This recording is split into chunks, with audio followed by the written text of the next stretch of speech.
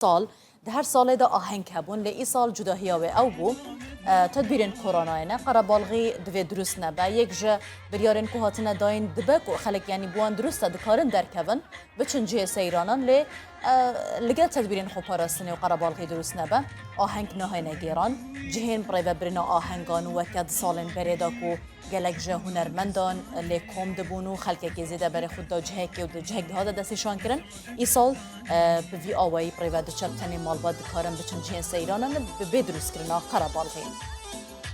ابدی من هند بینن ابدی من ین کدرن هفکارن مجمع را ببیشنش بر کل جهین جدا تیب درست کرن نوروز باشه دورا آلیان یا روجاوای کردستانه اوا آهنگ که تایبت انا کسی ریخستیه دو جید میوانن خوین که مورگرت بون بحثا جهن جدا ین که هاتنا دست نشان کرن هم پیاده جدا پری و دبه وان آهنگا هم جی انا کسی جدا پری و دبه آهنگین خو اف آهنگا که هند بینن لدور آلیان یا روجاوای کردستانه لگنده علاقوسه یعنی با بلند کردن آلای کردستانی و هر وها گووند و روجاوای کردستانی جوی آوایی به کیف خوشی نوروز پیروز کردن طبی لروجاوای کردستانی جهان دزانن که روشک خراب یا آبوری گرانبونا کلو پلان و هر وها تدبیر کرونا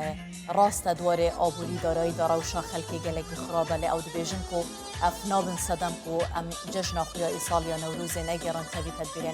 کرونا ابدی من هند بینن ین آلیان یا روجاوای کردستانی انا کسی اف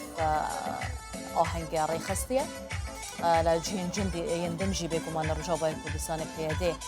همچه آهنگان او جی یعنی جی دستشان کرنه بو بطایبت لآلی قامش روی حاصنه دستشان کرنه بو برای بدرین آهنگان و دست بکرنه وان آهنگان به ایرودا